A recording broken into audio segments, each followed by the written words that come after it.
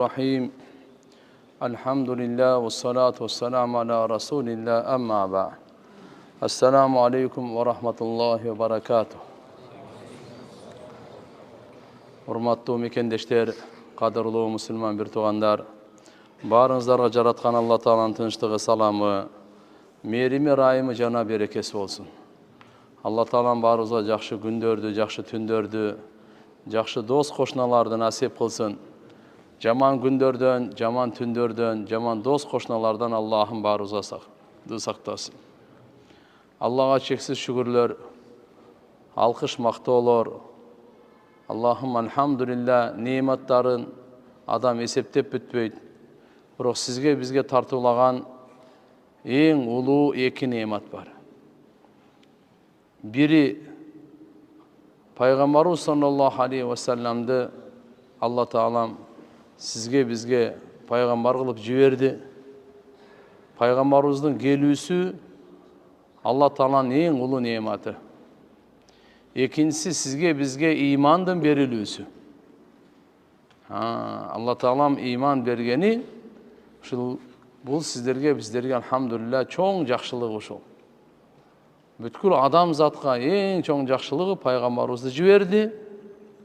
Куткаруу үчүн, адам затына туура жолду көрсөтүш үчүн, шайтандын азгыруусунан сакташ үчүн, бактылыктын жолуна чакырыш үчүн пайгамбарыбыз саллаллаху алейхи ва салламды Алла Таалам мынакей жибергени бүткүл адам затка, бүткүл ааламга Алланын чоң ырайымы бул. Экинчиси бизге иман берди. Özüne işengenge, Peygamberimize işengenge, ahiretke işengenge iman verdi. Bul da Allah Taala'nın çoğun jakşılığı. Şoň üçin bularga Allah Taala'ga çeksiz şükürlerdi kılışыбыз керек tuğanlar. La in şekertum la zidannakum. Jaratkan Allah Taala öz aytkanda, eger sizler men nimatıma şükür kılıp otursaňarçı, köpöýtüp bere berem deydi. Allah köpöýtüp bere berет şükürdü. Şükürsüzlük bu şeytanın kol salusundan keyin bolot. Şeytan azgırganda şeytan öz aytkan. Ya Allah, pendelerimdi aldınan, artınan, oң jak, sol jagынан men azgırıp turam.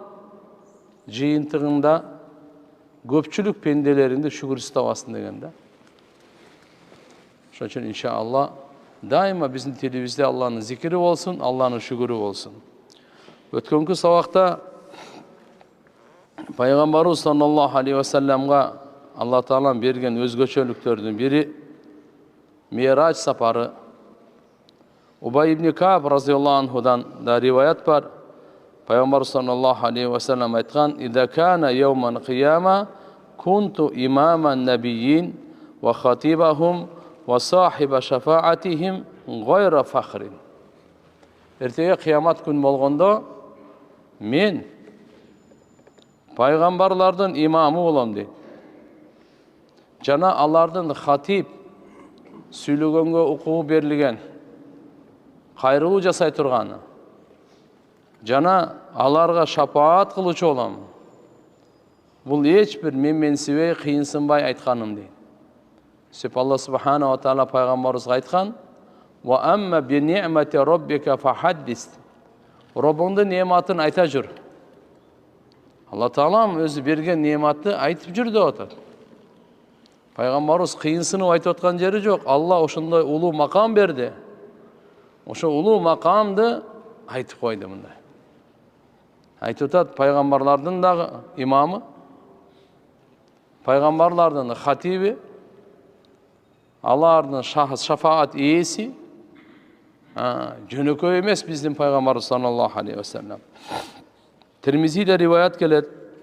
Abu Sa'id Hudri radıyallahu anhudan Peygamberimiz aytadi: "Ana sayyidu wuldi Adam yevmen kıyama ve la fakhra ve biyadi liwa'ul hamd ve la fakhra ve ma min nebiyyin yevme idin Adam faman siwahu illa tahta liwa'i ve ana awwal man tanshaqqu anhu'l ard ve la fakhra."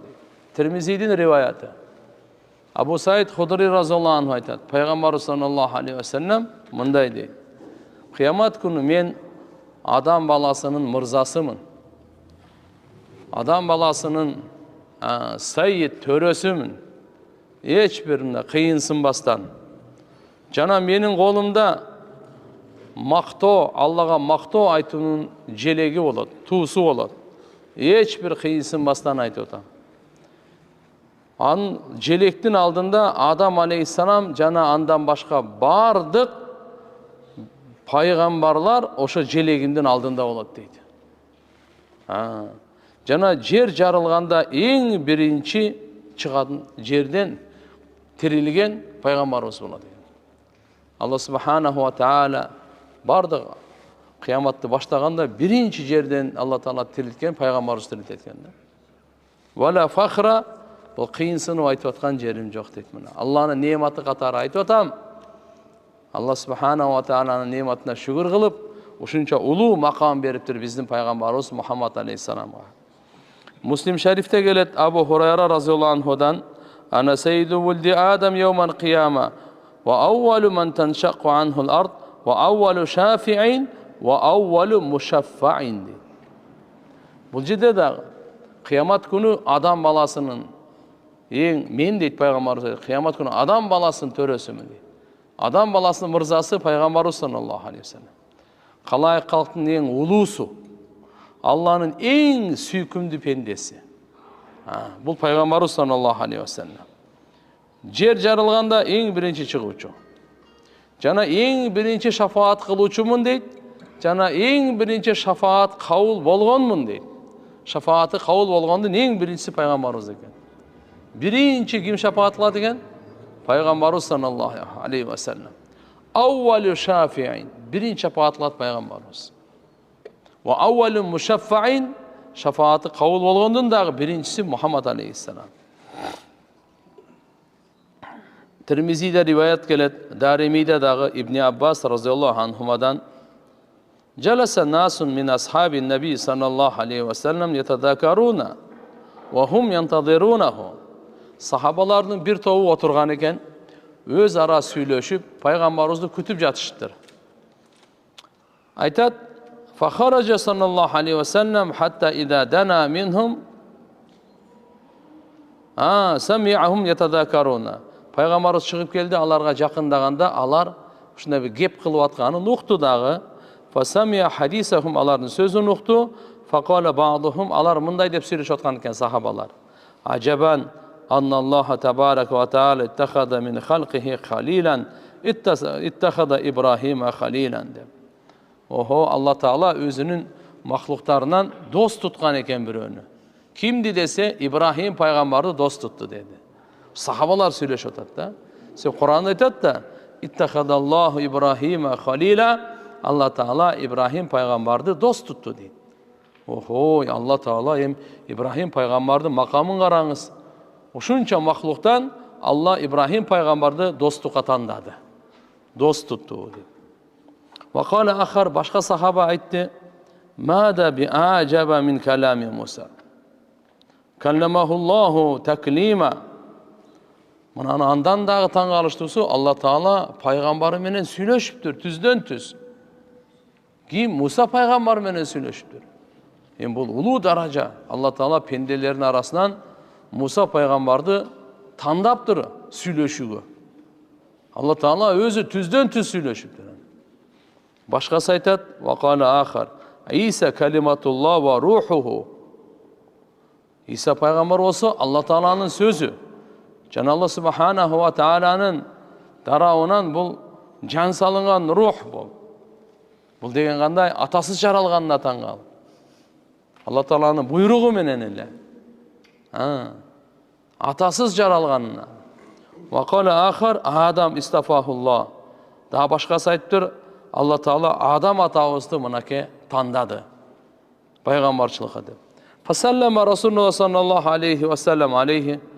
Пайгамбар ошолордун баарына салам айтты. Сахабалар ушундай сүйлөшүп атты. Ва кала кад сами'ту каламакум ва ажабакум. Мен силердин сөзүңөрдү дагы, таң калганыңарды дагы уктум. Инна Ибрахим халилуллах ва хува кадалик. Ибрахим Алланын досу, куддум ушундай.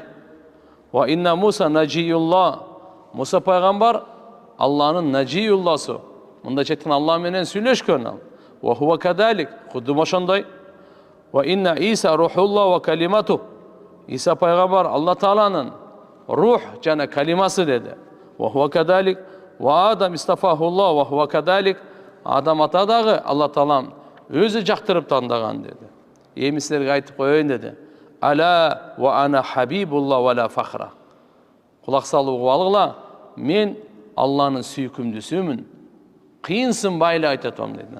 Кыйынсын бастан. Ва ана хамилу ливаул хамд яуман кияма тахтаху Адам фаман дунаху ва ла фахра. Жана мен кыямат күнү мактоонун туусу менин кол алдымда болот. Ал туунун алдында Адам атадан тартып, кыямат күнгө чейин ким Аллага мактоо айтса, ошо туунун тагында болот деди. Ошо туунун алдында болот дейт. Ва ла фахра, кыйынсын бастан. Ва ана аввалу шафиин ва аввалу мушаффаин яуман кияма ва ла фахра. Мен биринчи шафаат кылуучумун, жана биринчи шафааты кабыл болгондомун. Сыймыктанбастан, кыйынсын бастан. Ар бир сөзүн айтып атат, караңыз. Бирөө адамдын оюна келип калышы мүмкүн да, пайгамбарыбыз өзүн мына кыйынсынып мактанып аткан жери жокпу депчи. Жок, эч кандай кыйынсынбастан. Ва ана аввалу ма юхари халакал жанна фаяфтахаллаху ли фаюдхилания ниха ва мая фуқарал муъминин ва ла фахра дейт. Бейиштинче биринчи дарвазасын такылдаткан, ошодан кармагышында такылдаткан каккан мен болом дейт пайгамбарыбыз. Жана Алла Таала мени киргизет, мен менен биргеликте мусулман кембагалдарды бирге киргизет дейт. Биринчиси дейт бул да. Ва ана акрамул аввалин ва ла ахирин ва ла фахра. Жана алгачкы кийинкилердин бардыгын эң сыйлуусумун, кыйынсынбастан. Ва инда дарими да ушундай деп айтылат.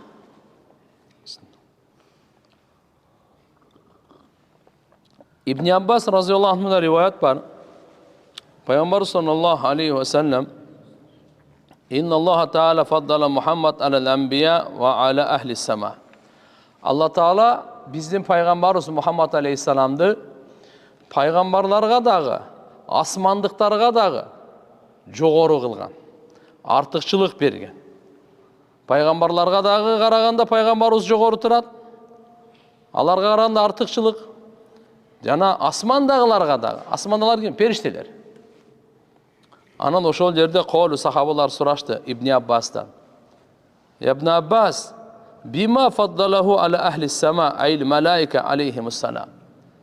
Алла Таала асмандагыларга мындайча айтканда, периштелерге пайгамбарыбыз Мухаммад алейхиссаламды эмне себептен артыкчылык берди? Эмне себептен жогору кылды деди? Периштелерден. Кала Ибн Аббас айтты: "Инна Аллаха Таала кала ли ахли сама". Алла Таала асмандагыларга мындай деп айткан дейт. "Ва ма якул минхум инни илах мин дунихи фадалик наджзихи джаханнам кадалика назziz залимин". Силердин алардын кимиси дейт. Ошо асмандагылар, периштелердин кимиси менен башканы бир Кудай дей турган болсо, угуп алсын. Биз ага аны дозок менен жазалайбыз, жана залымдарды кудум ушундай жазалайбыз деп. Периштелерге ушундай катуу сөздү айткан. Алим пайгамбарыбыз Мухаммад алейхиссалам эмне деди Алла Таала? "Инна фатахна лака фатхан мубина". Биз сага, ey Мухаммад, улуу жеңиш бердик деди. "Лиягфира лака Аллаху ма тaqaddama min dambik wa ma ta'akhkhar". Сенин мурунку кийинки бардык күнөөлөрүңдү кечириш үчүн дейт. Периштелерге айтып аткан сөзүн кулак салыңыз. Пайгамбарыбызга айтып аткан сөзүн кулак салыңыз. Ушу себептен пайгамбарыбыз периштелерге караганда Аллахым артыкчылык берди деди. Экинчиси, пайгамбарларга болгон артыкчылыгы кандай деди эле? Ибн Аббас айтты, Алла Таала Куранда айтат: "Ва ма арсална мир расулин илля билисани кавмихи лиюбайна лахум". Биз кандай гана пайгамбар жибербейли, өзүнүн коомунун тилинде жибергенбиз. Аларга баяндап бериш үчүн. Мурдагы пайгамбарлардын баары өзүнүн коомуна өзүнүн тилинде баяндап түшүндүрүп бериш үчүн келген. Өзүнүн коомуна. Пайгамбарыбызга кезек келгенде эмне деди Алла Таала? "Ва ма арсалнака илля кафатан линнас biz seni бүткүл аламдағы, қауымдағы ел, ұлт, уру, адамзаттың барына пайғамбар қылып жібердік деп атады да. Барына пайғамбар қылып жібердік деп атады. Фарсалаху илал джин вал инс. Алла субханаху ва тааля пайғамбарымызды джиндердің барына, инсандардың барына пайғамбар елші қылып жіберді. Мына пайғамбарларға қалағанда артықшылығы ушул. Бұрынғы пайғамбарлар өзінің қауымына әлем біздің пайғамбарымыз бүткіл адамзатқа, бүткіл жин затына қиямат күнге шейін келе тұрғанда пайғамбар. Даримиде келет Жабир разиаллаху анхудан: "Ана қаидел мурсалин вала фахра." Мен бардық пайғамбарлардың лидер, қаид, алдында жүруші, бардығын жетекшісімін дейді мына. Ешбір сыймықтанып қиынсынбастан. Пайғамбарымыз саллаллаху алейхи ва салламды туғандар ушундай Алла таалам көптөгөн өзгөчөлүктөр мақам берген. Бир дагы пайғамбарға андай улуу мақамды Алла таалам берген эмес. Ушундай улуу пайғамбардың біз үмметі болабыз. Ошолордун арасынан мына Исра вал Ми'радж деп коят. Исра вал Ми'радж деген ар бир мусулман билиш керек, ушу сөздү түшүнүш керек. Исра вал Ми'радж. Бул пайгамбарыбызга Алла таалам өзгөчө мақам берип, өзгөчө мамиле кылып, өзгөчө сый урмат көрсөтүп, бир дагы инсан тиякта турсун, пайгамбарга дагы андай сый урмат Алла көрсөткөн эмес. Ошол окуянын аты Исра вал Ми'радж деп коет. Не деп коет экен? Исра вал Ми'радж. Исра дегени Меккеден, ыйык Меккеден, Макка-и Мукаррама, Масжидил Акса, Палестинадагы Акса мечитине сапарды айтат, Исра деп коет. Масжидил Аксадан 7-нчи асман, андан дагы жогорку сапарды Ми'радж деп коет. Мынакей Исра бу Курандын өзүнөн, Ми'радж хадистерден. Ким ошончун айтат, Исра бул кат'ий далил менен, ким буга ишенбей турган болсо кафир болуп калат. Ми'раджга боло турган болсо күнөөкөр болот. Себептен буяк зданный деп коет эми илимде. Мынаны айтканда туугандар, пайгамбарыбыз уйку учурунда эмес, ойгосунда. Уйку учурунда эмес, ойго абалында, рух менен эмес, дене менен кошо Алла Таала асман сапарын кылдырткан. Алла Таала өзүнүн кудуретин көрсөтүш үчүн жараткан Алла Таала пайгамбарыбызга көрсөткөн сый урматын кыямат күнгө чейин келе турган адамдарга көрсөтүш үчүн ушундай окуя Алла Таала берген. Ушунчалык узак сапарды, ушунчалык кереметтүү сапарды Алла Таала бир түндүн бөлүгүндө эле кылдырткан да. Толук түн эмес, бир түн толугу менен болгон эмес. Бир түндүн бир кичинекей эле бөлүгүндө ушу иштин бардыгы бүткөн да. Мынакей Алла Таалам кандай улуу мужизасы пайгамбар саллаллаху алейхи ва салламга көрсөткөн. Ошол жактан кийин пайгамбар саллаллаху алейхи ва саллам Алла Таала менен сүйлөшкөнү тууралуу талашсыз. Бир пайгамбарыбыз Алланы көрдүбү, көрбөдү, талаштуу. Көпчүлүгү көрдү дегенге. Биз дагы алхамдулилlah Алла Тааланы Ми'ражда пайгамбар саллаллаху алейхи ва саллам көрдү дегенге. Но кандай болгон чакта дагы бу дүйнөдө адам баласы Алла Тааланы көрө албайт. Бейиште иншаалла бейиштиктерге бул зиярат насип болот. Алла Таала баарыбызга өзүнүн дидарын насип кылсын, амин. Эми ошолордун бири мына Макамул Махмуд дейт. Макамул Махмуд дегени Алла субханаху ва тааля пайгамбар саллаллаху алейхи ва салламга макталган макам жана васила. Ушундай улуу даражаларды пайгамбарыбызга Алла субханаху ва тааля берген. Биз азан айтылганда ушу дуаны кылабыз. Аллахумма рабба хадиhi д-даъвати т-тамма ва-с-салати q-qaima. Ати Мухаммадин васила вал-фадила وَبْعَثْهُ مَقَامًا مَحْمُودًا الَّذِي وَعَدْتَ deymiz. Üç nerseni sorayız. Ey Allah, Peygamberimize vasile vergin, fadila, artıkçılık, ulu makam bergin, makam-ı Mahmud deydi. Makam-ı Mahmud degen uşunday ulu maktalgan makam var, oşonu bergin dep. Makam-ı Mahmud degeni Peygamberimizin ulu şafaatı.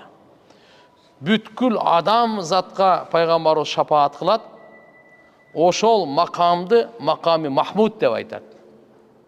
Ne dep aytatken? Makam-ı Mahmud deydi. Makaman Mahmuden illezî vaadte, Allah özü vada vergen Peygamber sallallahu aleyhi ve sellem'ga biz azandan keyin, her bir azandan keyin şu duanı okuyubuz. Ya Allah, sen Peygamberimizga özüň vada berbedin bele. Makam-ı Mahmud'du. Oşonu Peygamberimizga nasip kılgın depçi. Al Makam-ı Mahmud tugandar.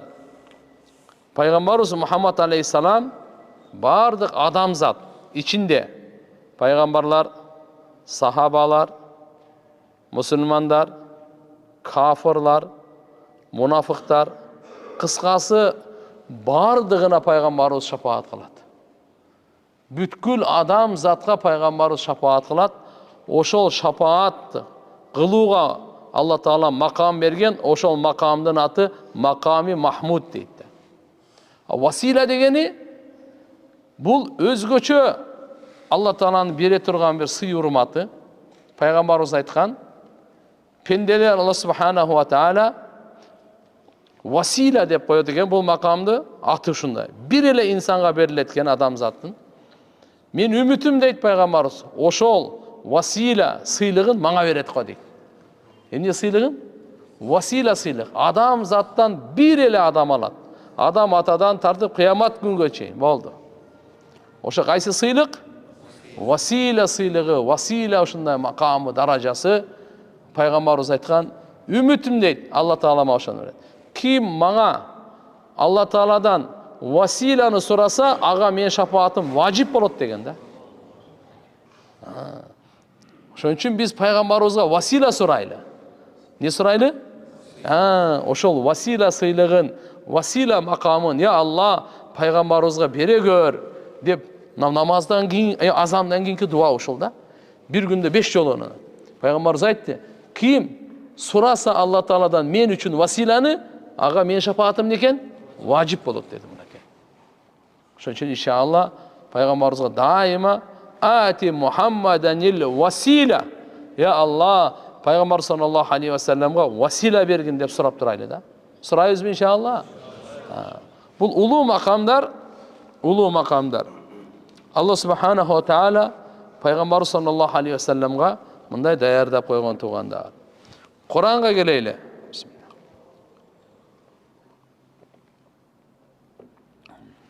Subhanellezî asra bi'abdihi leylen minel mescidil haram ila'l mescidil aqsa'llezî barakna havlehu linuriyehu min ayatina innehu huves-semî'ul basîr. Buna ayet. Kur'an-ı Kerim'den ayeti. Taza zat Allah Taala, Subhan dep, Subhanallah dep kaçan aytılат? Ötü taң kalgan, akılga sıybagan keremetlerde Subhanallah dep. Allah Taala oşon üçün Subhan dep alıp keldi berge. Taza zat asra bi abdihi leylen minel mescidil haram minel mescidil aqsa, özünün pendesin, tündösü alıp ketdi deydi da. Kayaka Mescid-i Haram'dan Mescid-i Aksa'ya alıp gitti. Mescid-i Haram Mekke'de. Mescid-i Aksa Palestina'da. İkon aralığı 1,5 kilometrede. 1,5 kilometreden aşarak boş gerek. Oşak alıp gitti de tündösü. Ne için? Mescid-i Aksa allezî barakna havlehu. Mescid-i Aksa'nın tegeregine biz bereke çaçkan biz deydi Allah Taala. Oşo biz bereke çaçkan meçittin tegeregi Mescid-i Aksa'ga Peygamberimiz alıp ketdi. Qayerden? Mescid-i Haram'dan. Mescid-i Haram ıyık meçitten alıp ketdi ana. Ne üçün? Linuriyehu min ayatina. Aga görsötübüz üçün özümüzdün kudret belgileribizdi, ayatlarыбызды, mucizalarыбызды görsötöylü dep пайгамбарыбызга ушундай сый урматты Алла Таала алхамдулилля мына Исра Мираж кечесин уюштурду. Туугандар, Меккеде пайгамбарыбыз саллаллаху алейхи ва саллям 13 жыл дават кылды. Тынымсыз, эс албастан. Кана Расулуллах саллаллаху алейхи ва саллям мутавасилал ахзан, даиматал фикр, ва лейсат лаху раха. Пайгамбарыбыз саллаллаху алейхи ва салламдан кыжалатчылык эч качан үзүлгөн эмес. Үзгүлтүксүз кыжалатчылык. Даими пикир. Ар дайым пикирде. Эч кандай эс алуу жок. Эмне үчүн кыжалат болот эле? Пайгамбар саллаллаху алейхи ва саллям кыжалат болгону үммөтүнө кыжалат болот эле. Эгер бул ыйман келтирбестен дүйнөдөн өтүп кетсе, ахиретте жайы кайда болот деп кыжалат болот эле. Дозокко түшпөсүн деп кыжалат болот эле. Ушу шайтанга жем болбосо экен, ушу кап бактылуу болуп калбаса, бактысыз болуп калбаса экен деп пайгамбарыбыздын кыжалатчылыгы үзүлбөйт эле пайгамбарыбыздан. Үзгүлтүксүз мутавасилал ахзан дейт. Даиматал фикр деген ар дайым пикирде. Канткенде ушу үммөтүм Алла Таалага баш ийет, Аллага моюн сунат деген пикирде болчу. Ва лейсат лаху раха, пайгамбарыбызда эс алуу жок болчу. Эс алуу жок эле. Биран Куран башталып түшө баштады Меккеде 13 жыл. Пайгамбарыбыздын эки тиреги бар эле Меккеде. Бири Хадиче энебиз разияллаху анха пайгамбарыбыздын жубайы. Экинчиси Абу Талиб Хазрет Алинин атасы. Хадиче энебиз биринчи исламды кабыл алган эне. Пайгамбарыбыз саллаллаху алейхи ва саллям менен Аллаху акбар чогуу жашап, кыйынчылыкты көтөрүп, өтө зейиндүү, зирек, акылдуу, кыйын энеле Фатима энебиздин апасы да. Кимдин апасы экен? Фатима энебиздин апасы. Фатима энебиз бейиштеги аялдардын канышасы. Бейиштеги аялдардын канышасы ким экен? Фатима энебиз. Бейиштеги жаш балдардын мырзалары Хасан Хусейн разияллаху анхума. Фатима энебиздин балдары булар. Жөнөкөй эмес. Хадиче энебизге Алла Тааланын саламы келген. Алланын саламы келген. Хадиче энебиз малындагы, жанындагы эчтекесин аяган эмес пайгамбарыбыздын дини үчүн. Бирок экөө тең Абу Талиб дагы Хадиче энебиз дагы 1 жыл өтүп кетти. 1 жылда. Абу Талиб Хазрет Али разияллаху анхунун атасы ыйманга келген эмес. Бирок пайгамбарыбызга колдоо көрсөткөн. Пайгамбарыбыз саллаллаху алейхи ва салламды кичинекейинен чоңойткон. Пайгамбарыбызды аябай жакшы көргөн киши болгон. Пайгамбарыбыз чынчыл экенин билет эле. Просто гур намыстан ыйманга келбей койду. Алла Таала буйрган жок. Пайгамбарыбыз Алла Таала аят түшүрдү. Иннака ла тахди ман ахбабта, валакин Аллах яхди ман яша. Сен кимди жакшы көрсөң, ага хидаят бере албайсың. Бирок Алла кимди жакшы көрсө, ошого хидаят берет деген аят түштү. Абу Талибке пайгамбарыбыз барды, канча жолу барды. Ава, бир айтып коюңуз, кыямат күнү шафаат кылам. Бир эле айтыңыз. Жок, калима айтпай койду. Бирок кандай болбосун, мусулман болбосо дагы пайгамбар саллаллаху алейхи ва салламга аябай көп жардам берген, колдоо көрсөткөн. Көптөгөн ошо Меккедеги мушриктер, Курайш капырлары Абу Талибтен сезгентип коркот эле. Ошого келип айтат эле. Ийниңи кой дечи, тигинтичи, мынчы деп айтат эле. Жучу кылат эле аны. Пайгамбар саллаллаху алейхи ва саллям жок. Акыйкатын Алла берген аманатты жеткиргенде бардын күчүн сарптаган эле да. Ошентип күндөрдө Меккеде Хадиче энебиз менен Абу Талиб экөө 1 жыл каза болот да. Мындайча айтканда пайгамбарыбыздын эки тиреги кулап түшкөн эле.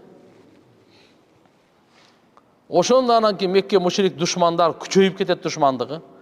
Мына колдогондор, жардам бергендер өлдүбү? Мына эми бунун эмеси бүттү депчи. Душмандыгы дайыгы күчөйгөндө пайгамбарыбыз ошол жылды кайгы жылы деп жарыя кылган. Кандай жыл деп? Кайгы жылы. аман хузн, қайғы жылы деп. Пайғамбарымыз анан Таифқа сапарға барған. Таиф 110 километр Меккеден жөө барған ошоға.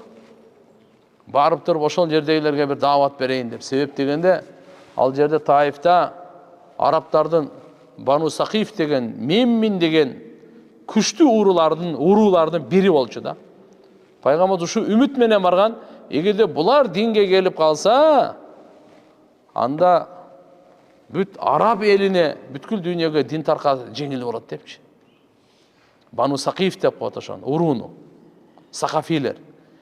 Орта Азияга дин алып келген ошо Сақафилер болот. Кутайба ибн Муслим деген Сақафи ошол. Ошол жерден келген. Хинд, Синд, Пакистан тарап, мыналар Индия тарапка алып барган Мухаммад ибн Касим деген, ал да ошо Сақафи болот. Ушулардын барлыгыны жалгыз, машалла, жаш жигиттер, руханияты, иманы ушунчалык күчтүү, Алла менен байланышы ушунчалык күчтүү. Эми Орта Азия деген жөнөкөй мамлекет эмеспиз да биз дагы. Ушунун баарына алхамдулилlah ошого келип, ушунун бардыгын өзгөртүп 180 градуска ислам динди сунуштап, иманга келип, анын сөзүн, анын кылган ишин бардыгын көрүп, биздин ата бабаларыбыз иманга келген да. Мен башка жакка өтүп кетпейин. Ошол жерге барганда Бану Сақиф, алар болсо эми өтө жаман мамиле кылып, орой, копол Пайгамбар саллаллаху алейхи ва салламды таш менен ургулап, кууп, Пайгамбар саллаллаху алейхи ва саллам эсинен кеткенге ушундай кылган да.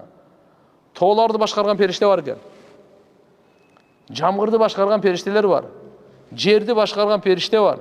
Отту башкарган периштелер бар. Тугандар, карды башкарган периштелер бар. Бардыгын башкарган периштелер бар аламда. Тоону башкарган периште ошондо келип, Жабраил периште экөө келип айтты: "Я Расулалла, сиздин даватыңызды Алла укту. Алардын кылган мамилесин, жоопторун көрдү. Мына тоонун периштесин мага кошо жиберди. Бир эле буйрук бериңиз, Таиф шаары ошо сизге кылган мамилелери үчүн 2 тоону мындай жарбаштырып коет" деди. Мынау ичинде калат, бир жан тирүү калбайт деди. Пайгамбарыбыз эмне деди? Жок деди. Булар билбей кылды. Билгенде мени мындай кылбайт эле. Булар иманга келбесе, булардын белинен чыга турган балдардан иманга келет деп үмүтүм бар деди. Карачы. Кудун пайгамбарыбыз айткандай болду. Ошолордун белинен чыккан балдар бизге исламдап келди. Пайгамбарыбызды ташборонго алган ошолордун белинен чыккан балдар ааламга ислам таркатты мына. Карачы пайгамбарыбыздын көрөгөчтүгү, пайгамбарыбыздын мээримдүүлүгүн карачы. Аларга ушунчалык жаман түкүрүп, ышкырып, шылдыңдап, жаман сөз айтып, кыйкырып, акыры анан таш менен уруп келди. Мил канча мил. Пайгамбарыбызга өтө жаман мамиле кылды. Мирачты Алла Таала ошол курбанчылыктан кийин берип атпайбы? Хадиче энебиз, Абу Талиб экөө тең дүйнөдөн өтүп кетти. Тияктагы мамилени караңыз, пайгамбарыбызга кандай деген жаман мамиле кылды. Пайгамбарыбыздын көңүлүн көтөрүш үчүн. Пайгамбарыбыз несин кылыш үчүн? Көңүлүн көтөрүү үчүн. Ушунчалык чоң курбанчылыктан кийин чоң сыйлык берди Алла Таала, Мирач калып чыкты. Мирач жөндөн жөн эле болуп калган жок да. Исра жөндөн жөн эле болуп калган жок. Чоң курбанчылыктан кийин чоң сыйлыкты бериш үчүн, пайгамбарыбыздын көңүлүн көтөрүш үчүн ушунчалык кайгырып кетти. Ушунчалык жоготуу болду. Ушунчалык өзүн ушул жерге алып барып туруп ма сунуштап, келгиле, Алланын динин кабыл алгыла. Силерге бейиш берет Алла Таалам десе болбой, алар кандай жаман мамиле кылды. Ошондон келгенден кийин Мирач келди. Пайгамбар саллаллаху алейхи ва салламга Мирачты алып барды. Мына кетигандар. Иннаху хуас самиул басир. Албетте Алла Таала угуучу, көрүүчү. Пайгамбарыбызга укмуш нерселерди угузду. Пайгамбарыбызга укмуш нерселерди көрсөттү. Андай кереметтүү нерселерди эч ким уккан эмес, эч ким көргөн эмес да. Бир да пайгамбарларга Алла Таала мындай берген эмес. Именно пайгамбарыбыз Мухаммад алейхиссаламга берип атат ушуну. Биринчиси, Linuriyahu min ayatina. Biz özümüzdün ayat kudret belgilerimizden görsetүүбүз üçün Muhammed Aleyhisselam'a uşu sapardı verip atağız deydi. Allah Teala. وَلَقَدْ رَآهُ نَزْلَةً نُخْرَى عِنْدَ سِدْرَةِ الْمُنْتَهَى عِنْدَهَا جَنَّةُ الْمَعْوَى. Çığındığında al gördü. Dağı bir görürsün. نَزْلَةً نُخْرَى عِنْدَ سِدْرَةِ الْمُنْتَهَى. Tuğandarına 7. asmanın üstünde Sidratul Muntaha degen jeri var. Sidr dep lotos aytат, darak. Muntaha perişteler tokтой turgan jer. Adan ары perişteler bara alбайт да. Токтойт. Токтой турган жер, адамдын амалдары да ошол жерге барып токтойт, периштелер да ошол жерден токтойт. Андан кийинки ар жактагы система Алладан башка эч ким билбейт.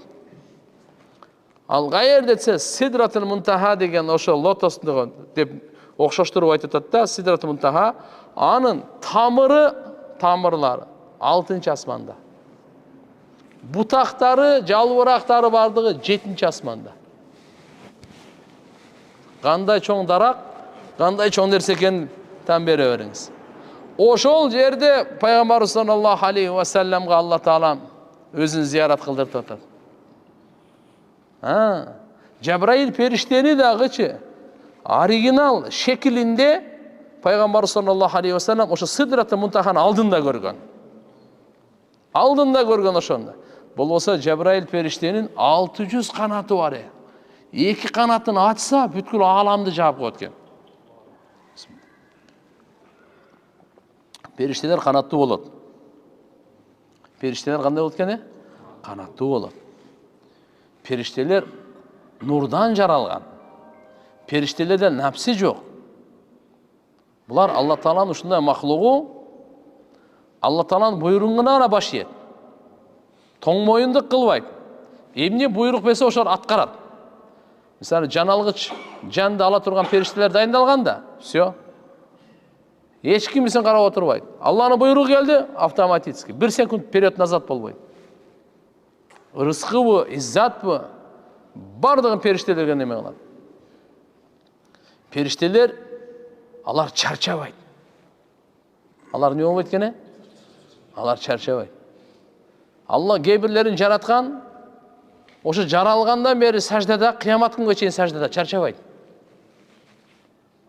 Кээ-бирлери рүкүдө, кээ-бирлери кыямда, кыямат күнгө чейин кыямда. Кыямат күнгө чейин рүкүдө. Аларда чарчоо жок андай. Алар ибадатта. 7-чи асманда периштелердин кабасы бар. Байтул Маъмур деп коет. Не деп коет экен? Ибрахим пайгамбарга ошол жерде жолуккан. Жөлөнүп отурат эле дейт. Периштелердин кабасына Ибрахим пайгамбар жөнөлүп турган экен. Бул не десе периштелердин кабасы. Периштелер таваф кылат экен да. Күнүнө 70.000 периште таваф кылат экен. Ошонун кезеги кыямат күнгө чейин кайра келбейт экен. Бүттү. Bir эле жолу таваф кылганга укуктуу экен. Андан кийин анын кезеги кыямат күнгө чейин келбейт. Эми элестетиңиз канча деген периште. Анын санын Алладан башка эч ким билбейт. Периштелердин санын. Булар ар түрдүү өң түскө өзгөргөнгө Алла ушундай күч кубат берген. Жабраил периште Пайгамбарыбыз Мухаммад алейхиссаламга көбүнчө келгенде Дихья Калби. Дихья деген сахаба болгон. Дихья Калби радыйаллаху анхунун өңүндө келет эле. Эми элестетиңиз, периште адамдын өңүндө Пайгамбарыбызга келип атат. Пайгамбарыбыз 1-2 сүйлөшкөндө эле билет, бул Дихьябы же Жабраилби? Башкалар билбейт, ким келип кетти депчи. Bir жолу Мадинада Пайгамбар саллаллаху алейхи ва саллям бир топ сахабалар менен отурса, Умар ибн Хаттаб разыйаллаху анху риваят кылып айтып атат. Бир киши кирип келди дейт. Чачы сакалы капкара. Кийимдер аппак. Узактан келди десе, эч кандай сапардын бир чаңыган, жүдөгөн, кыйналган көрүнүшү көрүнбөйт. Жакындан эле келе калды окшойт десек, арабызда бирибиз да тааныбайбыз. келіп эле пайгамбарыбыздын алдына тизелеп отуруп эле эки колун санына коюп пайгамбарыбыздан сурай баштады. О Аллахнын элчиси, иман деген эмне айтып коюңузчу? Ислам деген эмне айтып коюңузчу? Ихсан деген эмне айтып коюңузчу? Кыямат күн качан болот? Деп суроолорду бере баштады да. Пайгамбарыбыз баарына жооп бергенден кийин баарын тастыптап окуя бүттү, ал чыгып кетти. Пайгамбар ошол жерде отурган сахабаларга айтты: "Мына билесиңерби, мына азыр келген ким?" дегенде, "Жок, билбейбиз, ким?" dedi. Пайгамбар айтты: "Жабраил" dedi да ана. Жабраил dedi. "Атакум юаллимукум динакум." Силерге диниңерди үйрөтүш үчүн келди dedi. Сахабалар бардык чоң сахабалар отурат эле. Силерге диниңерди үйрөтүш үчүн келди. Таза кийинип, ак кийинип жүргүлө. Илимди жашында алыш керек экен. Ошон үчүн чачы кара, сакалы кара болуп келди да. Ак кийим менен келди. Адеби менен отурду. 3 нерсени сурады. Дин деген 3 нерседен турат. Иман, ислам, ихсан. Айтыңызчы. Иман, ислам, анан ихсан. Ушуну эми өзүңүзгө суроо бериң. Билесизби сиз? Билсеңиз, нур үстүнө нур. Эми экинчи ойлонуңчу, ушуну аялыңыз, үй бүлөңүз билеби, билбейби? Биринчи, өзүңүз ушуну билсеңиз, нур үстүнө нур. Машалла, куттуу болсун дейбиз. Өтө жакшы. Диниңизди билет экенсиз. Эми бекем карманыңыз, туруктуу болуңуз, ихластуу болуңуз дейбиз. Билбесеңиз, бүгүн мына жерден туруп кетерден мурда үйрөнүңүз. Эгерде билсеңиз, анда экинчи вопрос. Үй бүлөңүз билеби, билбейби? Эгерде билбесеңиз, бүгүн барып бисмилла дегенден уктап калса, эртең. Уктай элек болсо, хотя бы ушуну айтып калыңыз. Эгерде үй бүлөңүз билсе, нур үстүнө нур, алхамдулилля, фабиха. Андан кийин, ушуну биздин элибиз билеби, билбейби? Биринчи өзүбүз, экинчи үй бүлөбүз, үчүнчү кими? Элибиз. Үммөт. Дин дегенде мынаке 3 нерсени айтып атабыз. Иман, иманда 6. Ислам, исламда 5. Ихсан, ихсанда 2. Эсте калабы? Иманда канчада? 6. Biz өзүбүздүн атыбыздан жакшы билишибиз керек да, ошонучу. Атың ким десе айтабыз го? Же унутуп калабызбы? Же чында?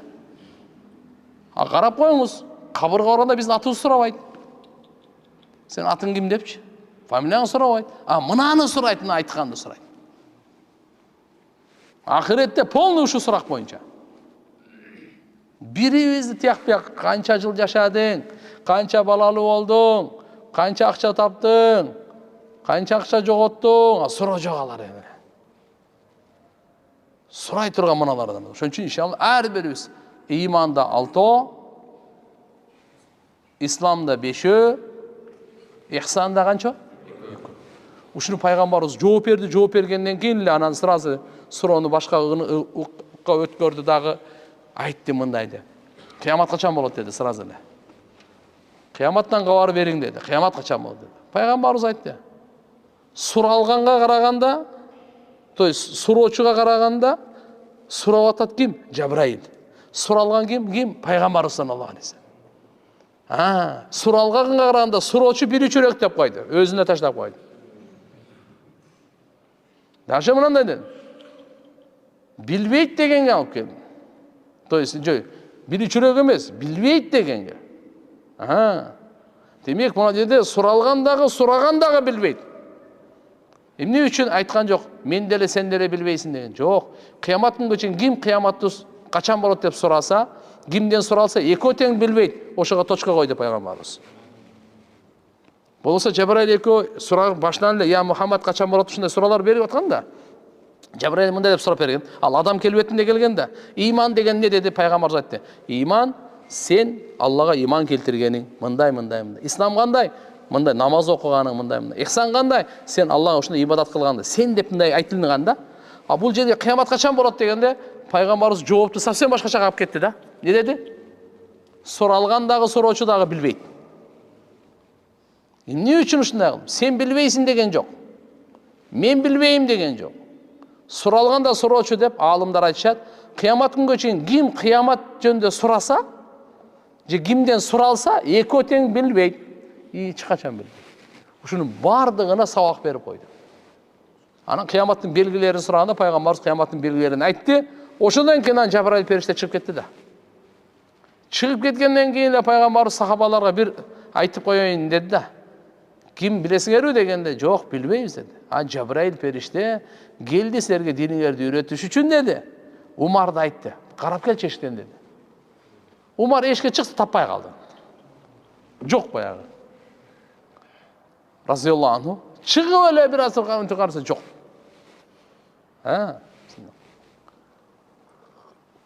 Ошон үчүн азыр айтып кетейин, иманда канча дедиге? 6. Биринчи, Алла Таалага иман келтирүү. Экинчиси, анын периштелерине иман келтирүү. Үчүнчүсү, анын китептерине иман келтирүү. Төртүнчүсү, анын пайгамбарларына иман келтирүү. Бешинчиси, жараткан Алла Тааланын тагдырына, жакшылык, жамандык Алладан деп иман келтирүү. Алтынчысы, кыямат күнгө иман келтирүү. Өлгөндөн кийин тирүүлүү ак деп, кыямат күнгө иман келтирүү. Мына 6. Эсте калабы? Исламда 5. Ал кайсы десе, биринчиси шахадат. Күбөлүк. То есть күбөлүк берүү да. Не деп? Бир Алладан башка сыйынга ылайыктуу зат жок. Мухаммад Алланын элчиси деп. Экинчиси намазды тургузуу, үчүнчүсү зекет берүү, төртүнчүсү орозо тутуу, бешинчиси ажылык кылуу. Кеттикпи? Ихсан да эко. Ихсан да эко дегени Алла Тааланы көрүп тургандай ибадат кылууң деди. Бул ихсан экен.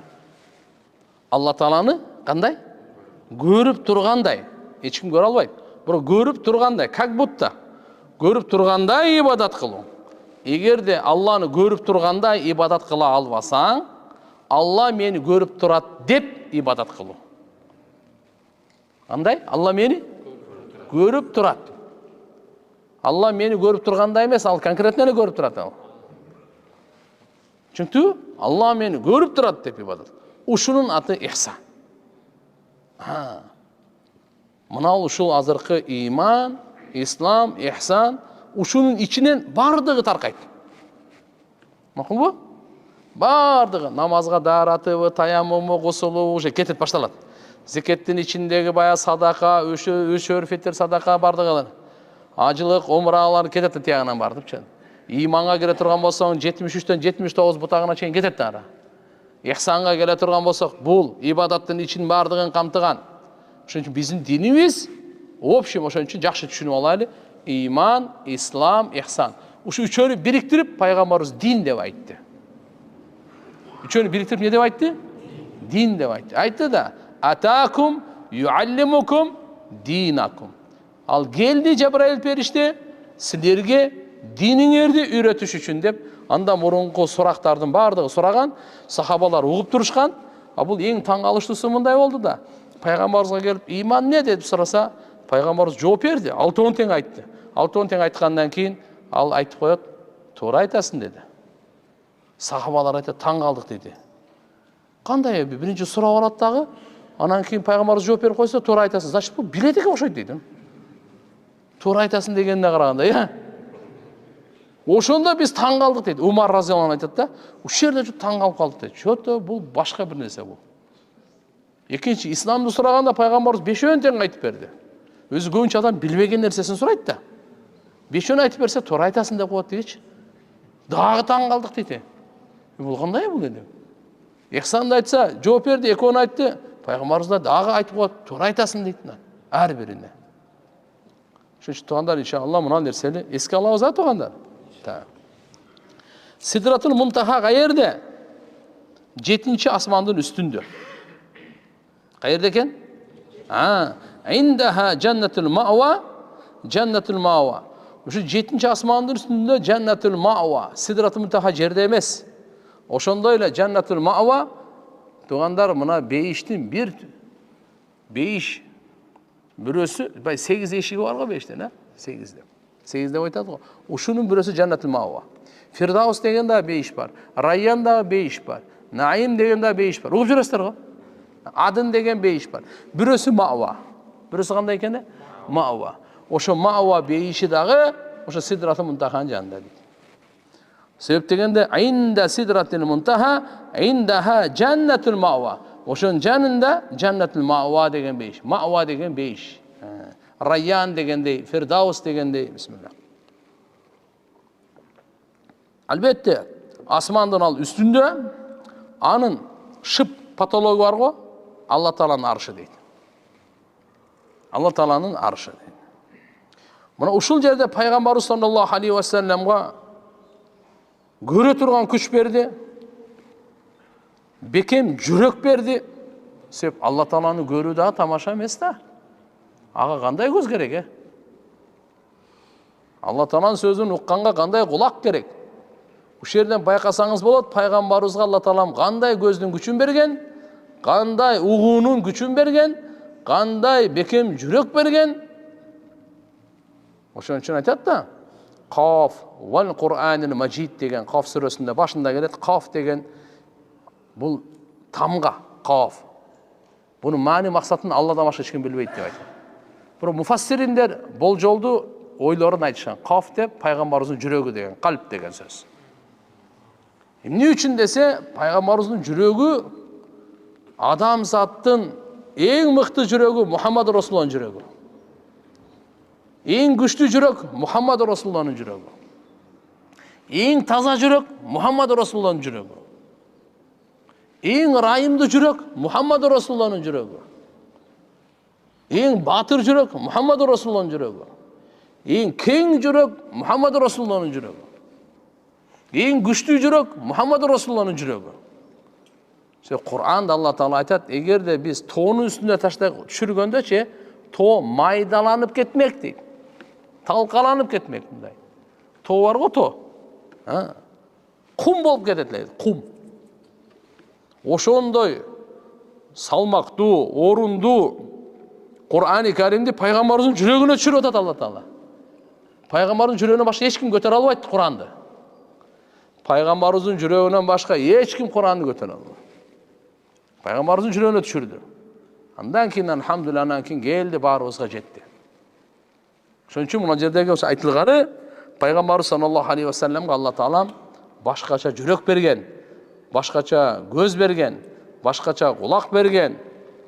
Мен эсимде бар.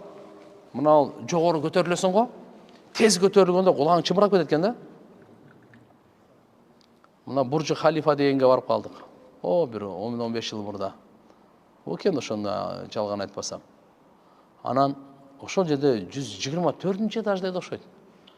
Ошого чейин чыктык. Лифт скоростной экен. Улам мыналар ооруп кеттим жеримчи. Тез көтөрүлөт экен, аябайчы. Аябай тез көтөрүлөт экен.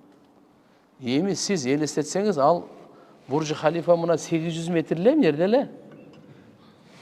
Каерде? Аны Аламиди мазарга чейин эле мына.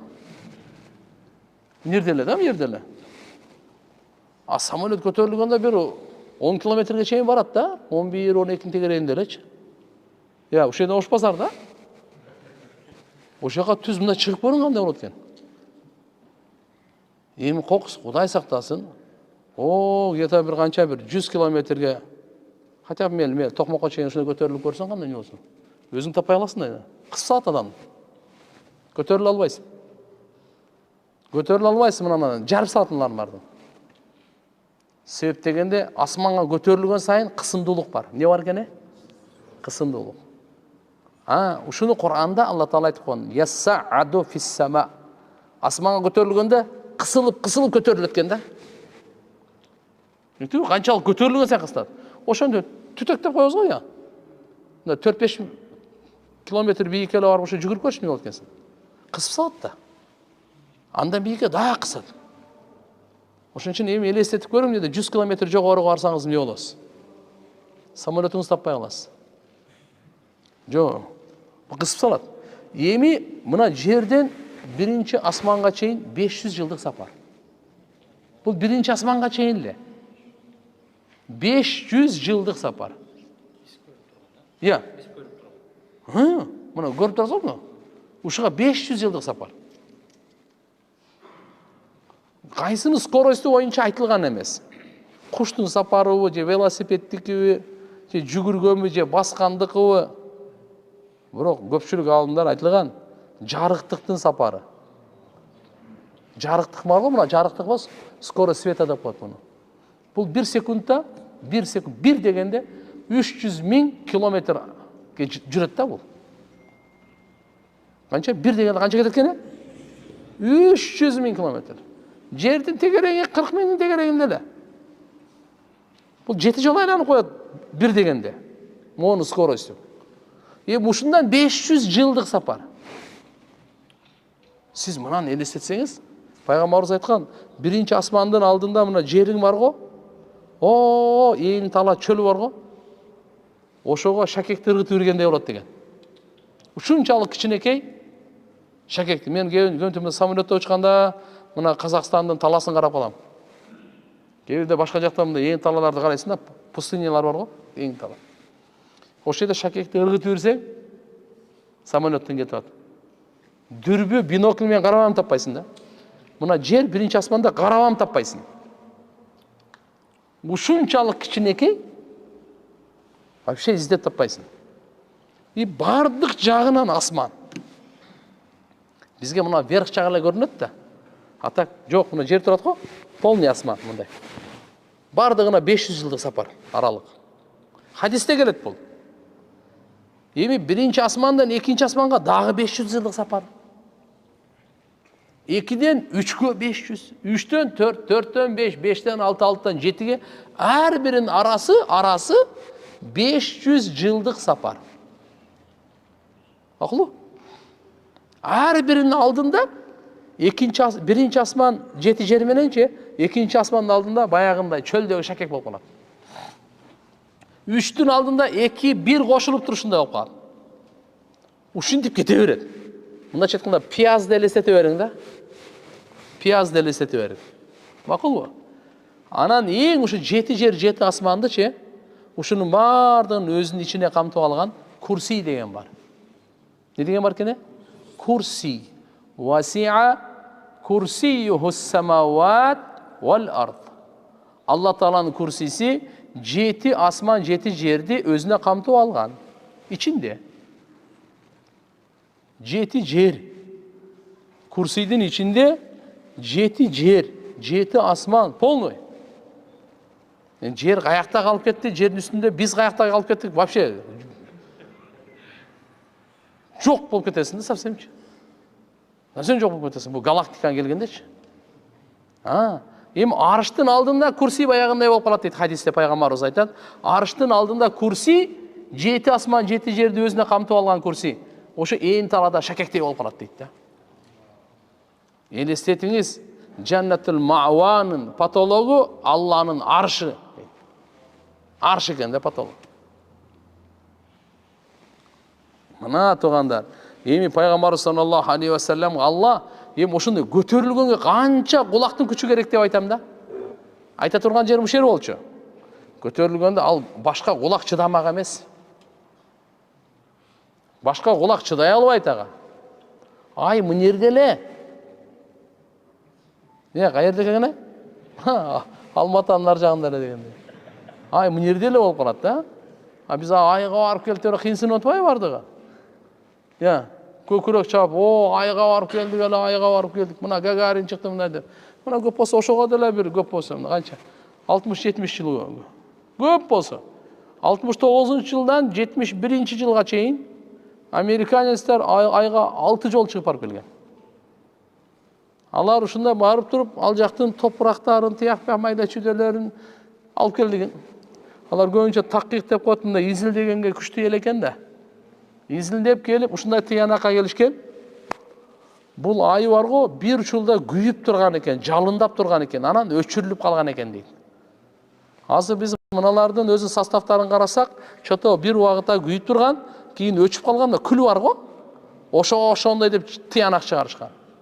Құран-ы Каримге қарасаң, Құран айтып жатады, біз күнді, айды жалынду, нұрлы, отты қылып жараттықтағы, күндікін қалтырып, айдықын өчіріп қойдық дейді, мұна саңа. Айдықын не қылып қойды дейді? Ошоларға айтмақшымын де, не қыласың анша қиналып, Құранды әлі оқысаң қарай. 14 ғылым burada айтып қойған, Нобелевский премияны давно алмақсың қарай. Там беріш керек та Құранға. Алланың кітебі бұл. Бұның açılışları, subhanallah, ешкім дакансы аша алып айтқо. Кішінесін баяғы Валерий Порохов айтқандай, бұл үшін 4% әлі, ұшы açılış неме болып атады деген да. Ол өзінің түшінігінше үшін айтса керек. Қандай болған шақтардағы туғандар, ошончо сапарды bir түнде болып атады.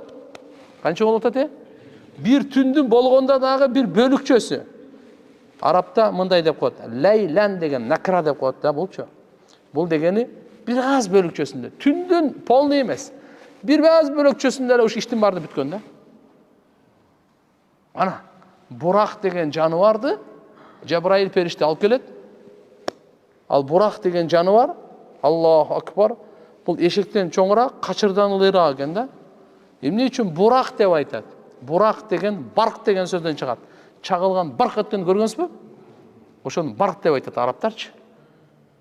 Бұда ушундай скорость бар екен да. Дегенде шақта екен да уже.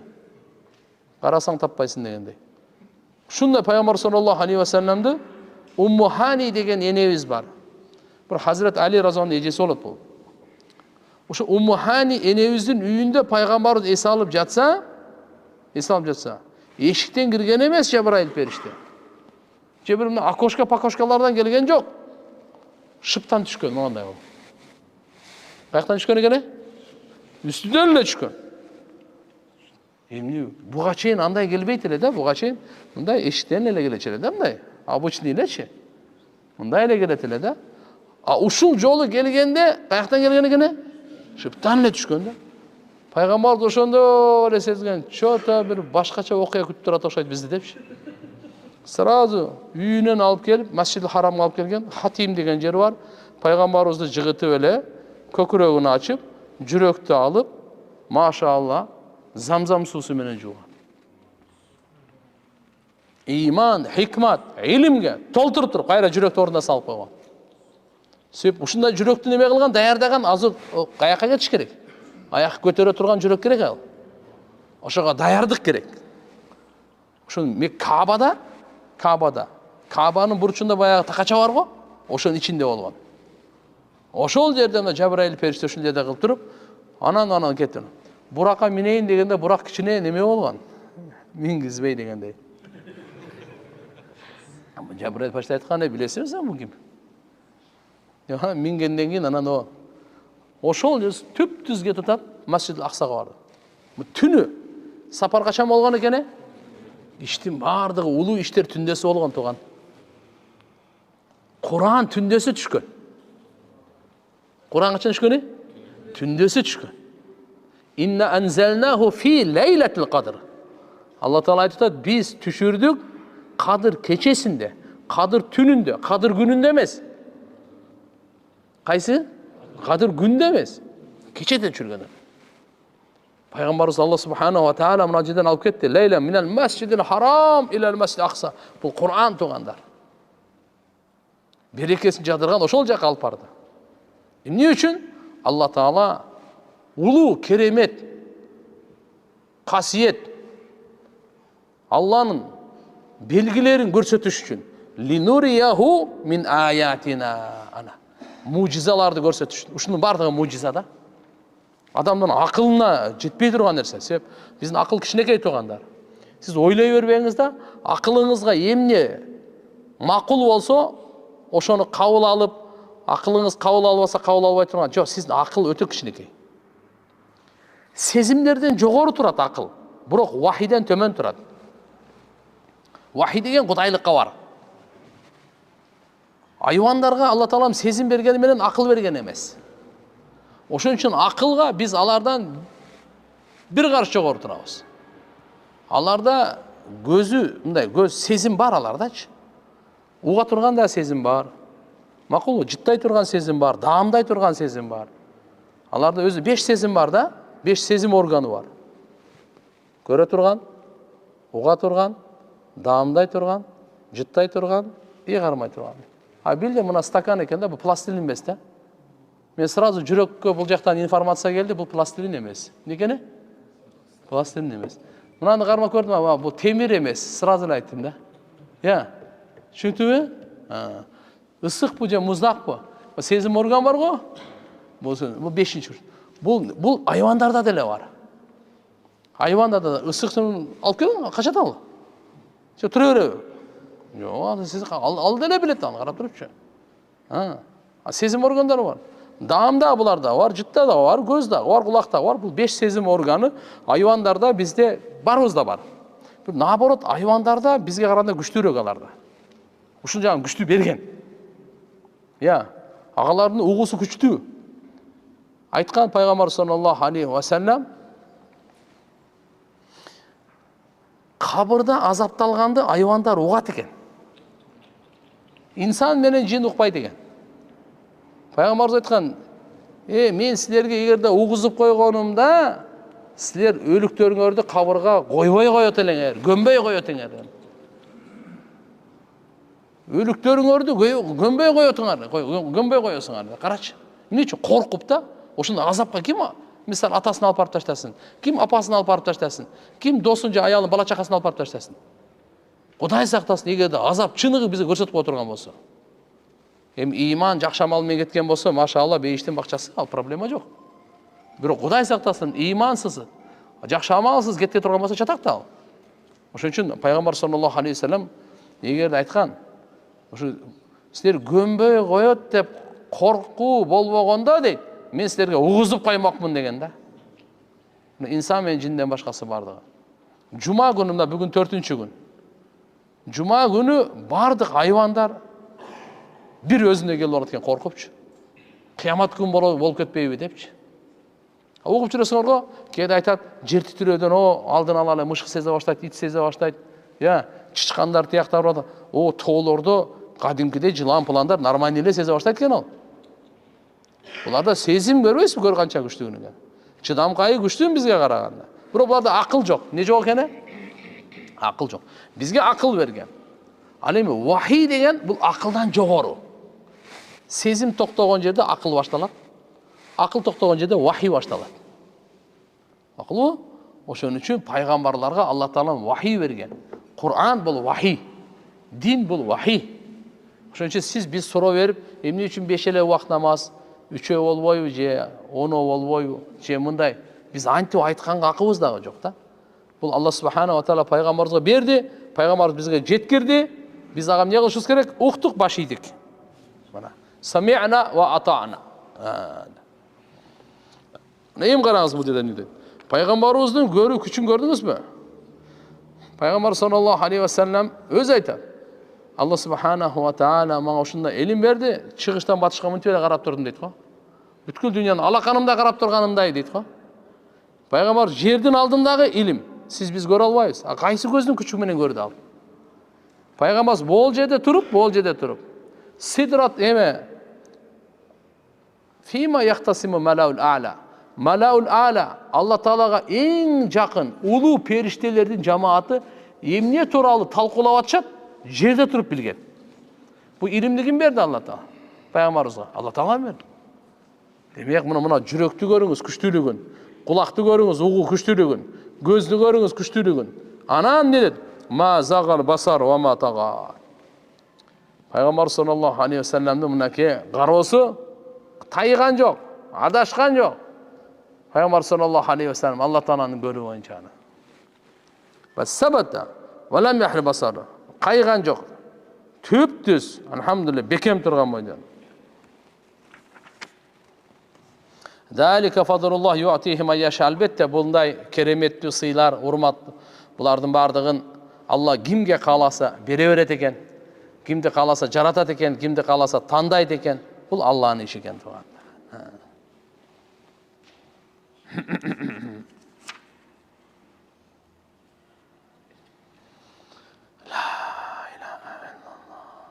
Эмне үчүн субханаллази деп субхан деген сөздөн баштады десе, тасбих менен. Бул далалат кылат ала камали кудратиллахи таала ва азамати кувватихи. Бул Аллах субханаху ва тааланын кудретинин кемелдигине далалат кылат. Күчүнүн улуулугуна далалат кылат болчу.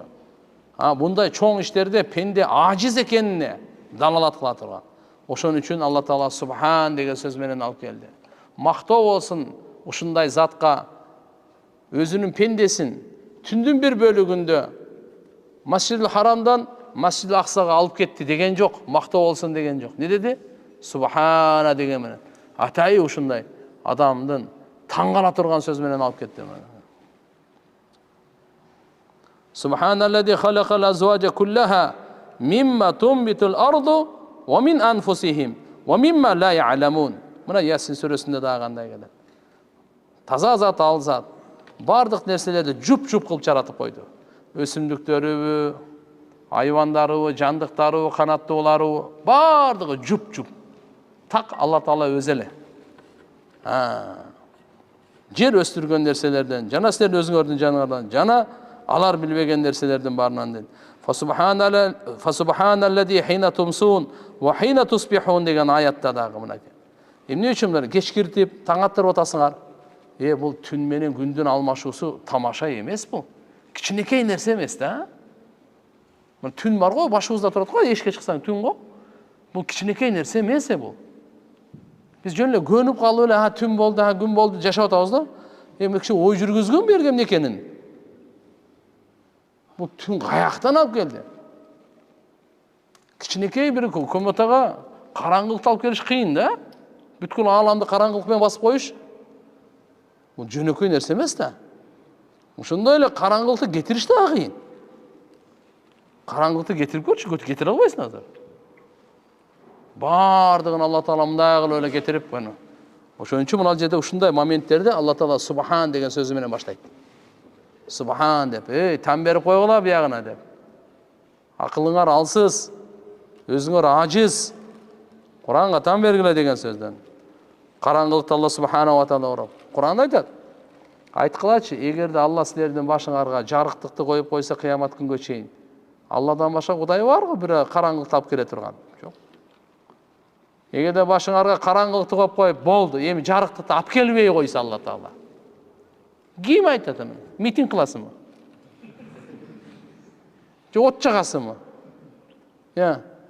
Эгерде мына ушу караңгы, ушу бойдон кыямат күнгө чейин караңгы кылып койсо, кайсы күч, ким алып келет жарыктыкты? Алла бизге ушундай кылып айтат да, сармада деп коет мунучу. Сармада дегени кыямат күнгө чейин түнү түн бойдон коюп койсочу, айткылачы, жарыктыкты алып келе турган барбы Алладан башка дейт. Суроо берет мына.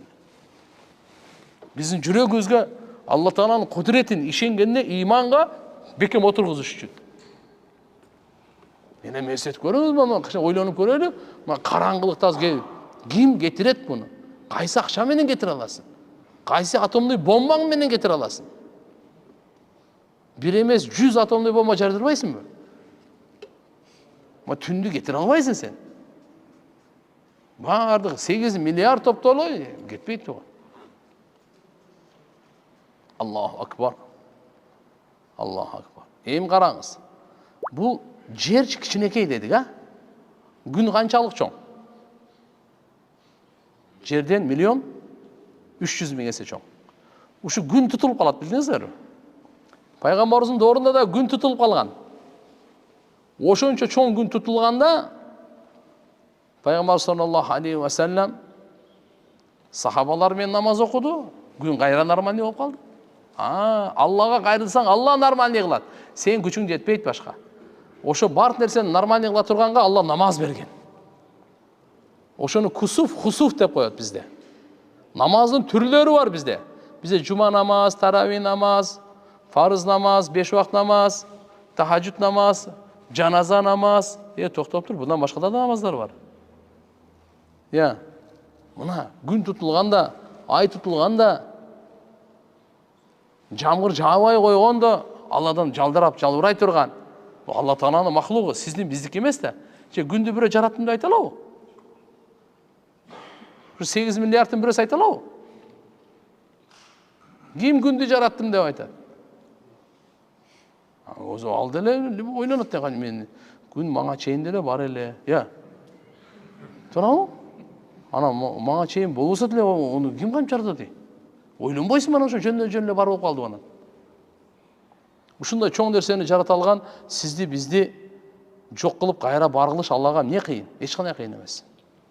Ошон үчүн ахиретке ишенели, бейиш бар, дозок бар, эсеп китеп бар, Алланын алдында туруу бар. Амалыбызды оңдойлу, жакшы иштерди кылайлы, жаман иштерди таштайлы, жакшыны көбөйтөлү, жакшылыкта жарышайлы, жамандыктан сактанайлы, качайлы, адашып кокустан кылып алсак тооба кылайлы.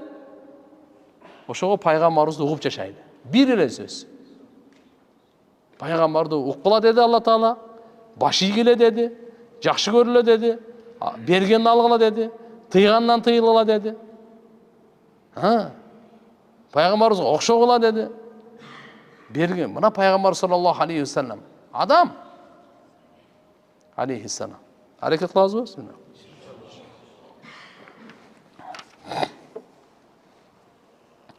Өтө таң калыштуу неме? Пайгамбар саллаллаху алейхи вассалам ошо жака чыкканда 7-чи асмандачы Сумма руфи'ту ли мустawан асма фихи сариф ал-aqlam дейт. Калемдин жазганда үнү болот го, ошону уга баштадым дейт. Тиякта тагдыр калеми. Тык. Жазгандарын уган калемдер. Сидратын Мунтахадагы жалбырактарды көрдүм дейт.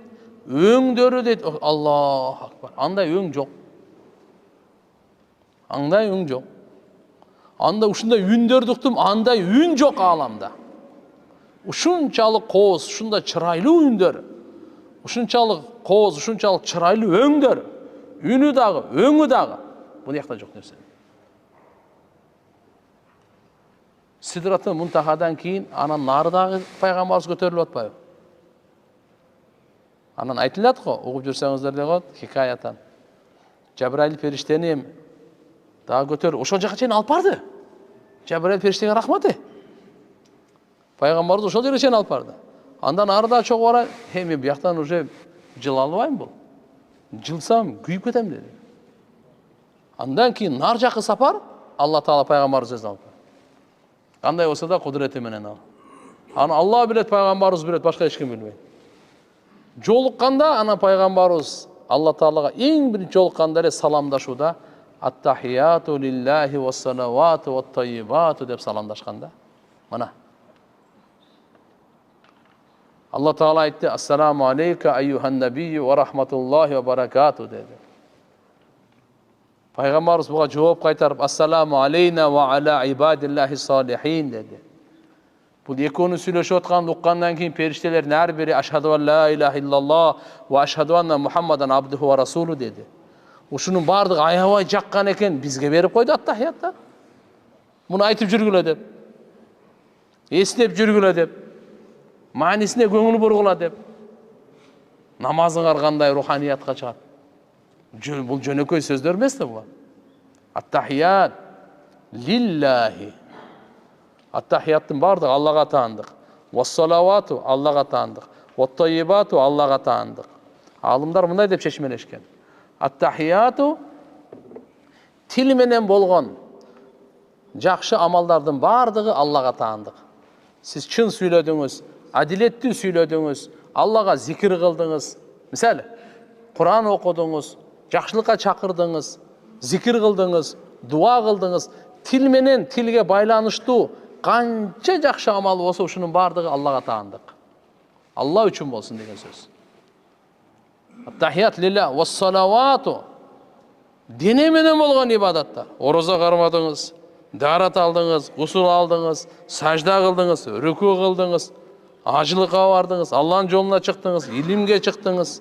Я. Şu дене менен болгон ибадаттарды. Машалла, адалдан таптыңыз колуңуз менен, адалга сарптадыңыз колуңуз менен, таразадан алдабадыңыз, бирөөгө зулумдук кылбадыңыз. Gözünüzді арамдан сақтадыңыз, құлағыңызды арамдан сақтадыңыз, алқымды арамдан сақтадыңыз, тіліңізді, бардық денеңіздің бардығы. Ушылардың бардығы кімге тағындық? Аллаға да. Üçüncüsü vat-tayyibat, adal mal. Неменене? Adal mal. Ақша менен болған ибадат, адал мал менен болған ибадат. Адал мал менен, адал таптып, адал сарптадыңыз, ушунун бардығы. Демек, ат-тахияту лиллахи вас-салавату ват-таййибату, тил менен болған, дене менен болған, мал мүлк менен болған ибадаттардың бардығы Аллаға таандық деп саламдашты пайғамбарыбыз. Алла Таала: "Ассаламу алейка айюхан набию ва рахматуллахи ва баракату." Пайғамбарыбызға Алла Субханаху ва Таала өзінің саламы, тыныштығын, ва рахматуллах, Алланың райымын, ва баракату, берекесін болсын деп ушундай саламдашты. Пайғамбар саллаллаху алейхи ва саллям ошол жерде улуу жолугушууда устазыбыз айтат эле, Алла Тааланын эң сүйгөнү, жакшы көргөнү Мухаммад Расулуллах. Пайғамбарыбыз Мухаммад алейхиссаламдын эң сүйгөнү, жакшы көргөнү Алла Таала дейт эле.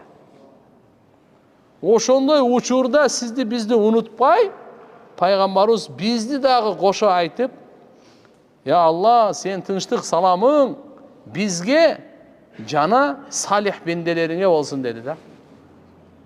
İnsanlardan, периштелерден ким салих болсо, ошолордун баарына пайгамбарыбыз камтып, Алланын саламын ошолорго дагы насип болсун деп айта кетти да. Ушундай сүйлөшүүнү уккандан кийин, диалог уккандан кийин периштелердин ар бири ашаду ла илаха иллаллах ва ашаду анна Мухаммадан абдуху ва расул. Кээ бир риваятта ашаду ла илаха иллаллах вахтаху ла шарика ла ва ашаду анна Мухаммадан абдуху ва расул. Эки тең бар. Мынандай деп айтышы отпайбы. Ошон үчүн туугандар, бул Мирач кечеси жөнөкөй кече эмес. Бул жөнөкөй Алла Таала ушундай улуу. Ошол жерден анан Алла Субханаху ва Таала 5 убакыт намазды берип атпайбы туугандар? Мынакей бардык өкүмдөр жерде фарыз болгон.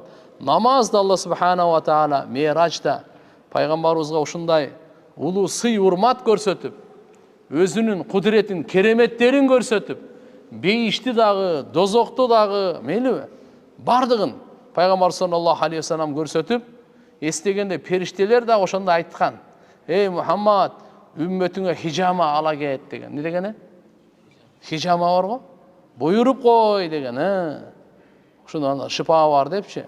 Алла Тааланын тарабынан машаалла намаз берилди. Периштелер хижамат ала кет деди. Ибрахим пайгамбарга келсе, Ибрахим пайгамбар айтты: "Үммөтүңө менен салам айтып кой" деди. Не деди?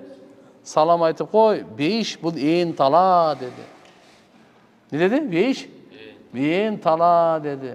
Анын дарактары субханалла, альхамдулилля, Аллаху акбар.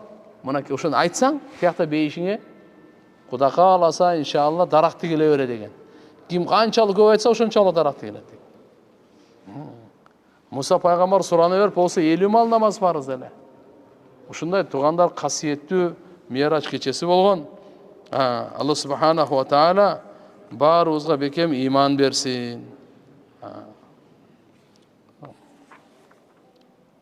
Азыр кичине суроо жооп кылып коелун да.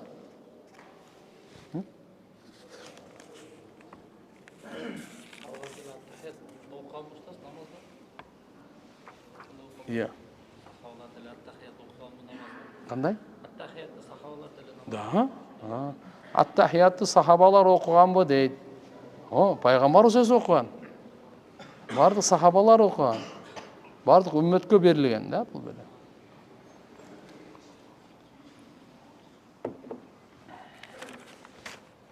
Мен окуп берейин. Assalamu alaikum damla. Allah'a şükür bugün tanga mal Peygamber sallallahu aleyhi ve sellem'di düşümde gördüm. Ağa ilap bir nerselerdi aytıp jatıptırmın. Kiçine eki bölmölü üy eken. Narkı bölmöde kiçine ak kol saat durup dur. Anan men başımdı kötörüp, ya Resulallah bir nerse sorasam beresiz mi desem, soray berin dedi. Cüzün anık gördüm. Kara çaştı, nur cüzdü, sakalı kıska emez, uzun dağı emez, орто екен, ақ киімчен екен. Мен саатты алдым, жанында миск бар екен, аны алып жыттайын десем, мұрдыма құйылып кетті. Жыты жоқ екен. Я Расулалла, жыты жоқ қой десем, ал ошондой жыты жоқ деді. Нарқы жақта bir сүрөт бар екен, аны алдым, аны қарасам, аялдың сүрөті екен. Құбыл жуып тұрат екен.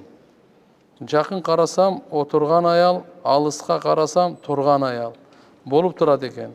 Нарқы жақта қарасам, қол машина тұрат, киім тіккен. Аны жанында bir адам, аны дағы сұрап андан сұрап ал деді, берет деді. Бирок мен сұравадым. Ошону менен ойгонуп кеттим. Пайгамбарыбыздын денесине жин шайтан кире албайт, анық өзү кирет деп уктум эле. Ушул түшүмдү жооруп берсеңиз, жана дуа кылып койсоңуз, мен деле ибадаттан алсыз болуп жатам, өтө алсыз жолго жалкоо болуп жатам. Машалла. Биринчиден, албетте пайгамбарыбыз саллаллаху алейхи ва салламды ким түшүндө көрсө, ал анық пайгамбарыбызды көрдү. Шайтан пайгамбарыбыздын өңүн өңдей албайт, түсүнө түстей албайт. Башка бардыгына өңүндө келиши мүмкүн, бирок пайгамбарыбыздын өңүндө келе албайт. Ал туура. Алла Таалам береке берсин. Пайгамбар түш көргөндөн кийин пайгамбарыбыздын сүннөтүндө бекем болуш керек.